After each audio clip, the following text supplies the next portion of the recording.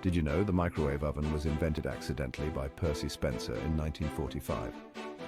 While working on radar technology, Spencer noticed a chocolate bar melted in his pocket, which led to the development of the first microwave oven.